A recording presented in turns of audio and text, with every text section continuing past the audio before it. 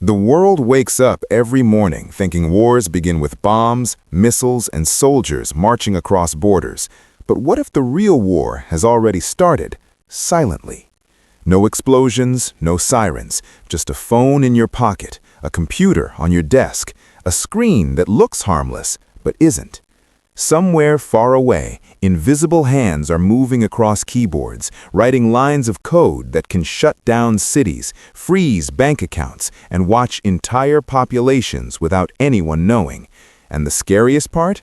This war doesn't need permission. It doesn't need an announcement.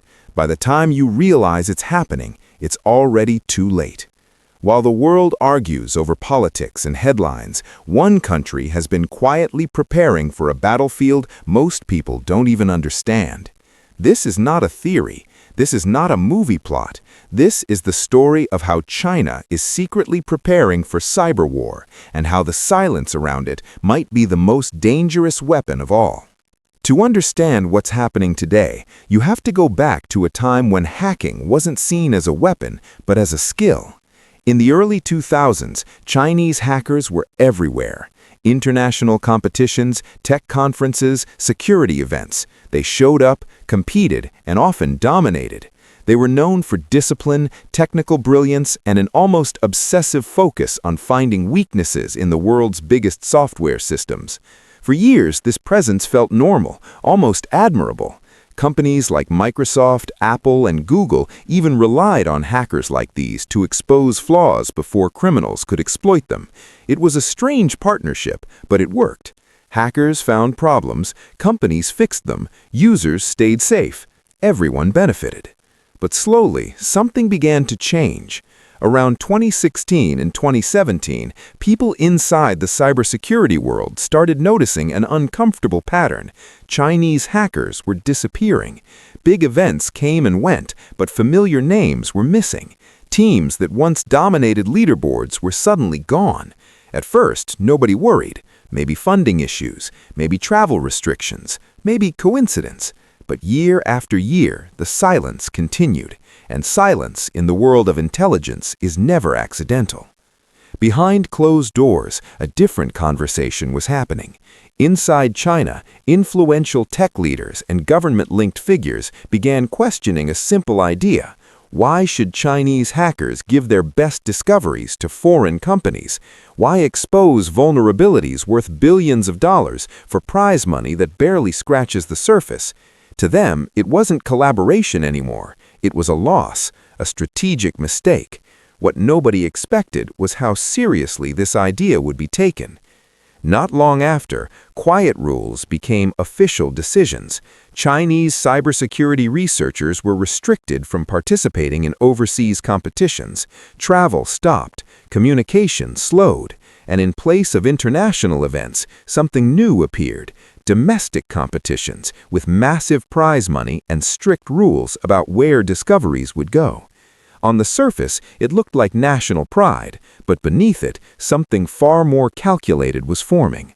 These new competitions weren't just about skill, they were about control. Any vulnerability discovered wasn't shared directly with tech companies anymore. Instead, it went through government channels first. That single change altered everything, because once the state sees a weakness before the world does, it gets to decide how or if that weakness is revealed. And in the wrong hands, a software flaw isn't a bug, it's a weapon. But here's the twist nobody saw coming. While officials talked about security and innovation, real-world attacks started surfacing.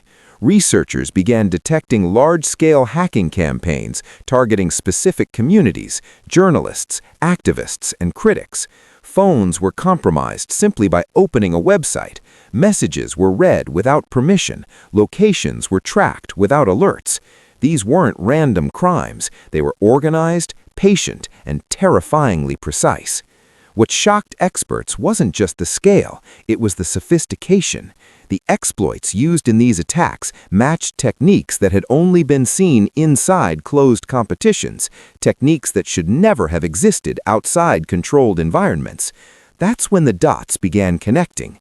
Vulnerabilities discovered in national contests weren't rushed to fix systems. They were being used, quietly, strategically. And this is where cyber war stops being abstract and becomes deeply personal, because cyber war doesn't attack armies first, it attacks people. It watches who you talk to, what you believe, where you go, who you trust. Imagine living in a world where your phone listens even when it's silent, where your messages aren't private thoughts but data points, where a government doesn't need to arrest you to control you, it just needs to know everything about you.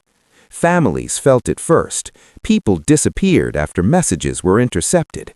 Careers ended overnight when private information leaked. Relationships broke under pressure no one could explain publicly. Fear didn't arrive with force, it arrived with uncertainty, the kind that eats at you slowly because you never know if you're being watched right now. But the impact didn't stop at borders. Foreign governments started noticing strange activity inside their own systems. Telecommunication networks were breached.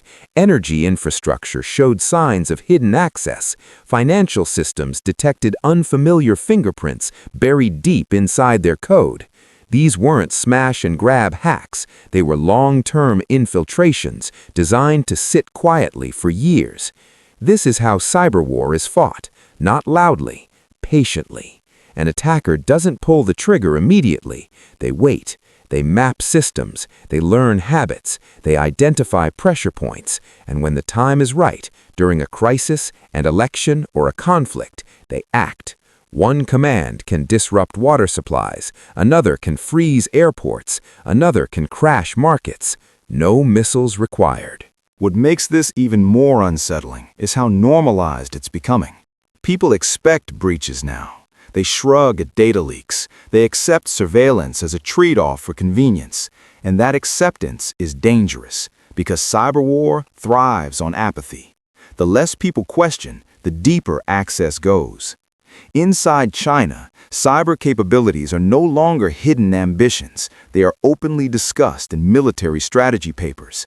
Digital dominance is treated as essential as air or naval power. Young talent is recruited early, skills are refined quietly, loyalty is rewarded, and everything operates behind a wall of plausible deniability. When accused, officials deny involvement. They call reports exaggerated. They point fingers elsewhere. And because cyber attacks are hard to prove publicly, the denials often stick. That ambiguity isn't a flaw, it's part of the strategy. In cyber war, uncertainty protects the attacker. For the individuals caught in the middle, the emotional toll is devastating. Imagine questioning every call, every text, every online search. Imagine knowing your life is being observed, but never seeing the observer. That kind of pressure changes people. It creates fear without visible threat, control without chains. And yet, the world continues as if this is normal. Governments issue statements, tech companies release patches, news cycles move on. But beneath it all, the infrastructure of modern life remains exposed. The same systems that make life easier also make it fragile. The most powerful part of cyber war isn't destruction, it's influence, the ability to shape narratives, to silence critics without touching them, to destabilize societies without firing a shot. And China isn't alone in this race, but it is one of the most organized, patient, and determined players in it. As we move deeper into a digital future, the battlefield expands. Cars become computers, homes become networks, cities become systems of systems, and every connection is a potential entry point. Every update is a moment of vulnerability. Every moment of trust is a risk. So the real question isn't whether cyber war is coming, it's whether we're already living inside it without realizing. Because when wars are invisible, they're harder to resist, harder to protest, harder to stop. And maybe that's the point. Because the most dangerous wars aren't the ones you see on the news. They're the ones happening quietly while everyone is distracted. The ones where victory isn't measured in territory, but in access. Not in explosions, but in control. As you sit there watching this video, connected to the world through invisible networks, remember this: the future of power doesn't belong to the loudest army. It belongs to the quietest code. And the countries that understand that aren't preparing for yesterday's wars. They're already fighting tomorrow's.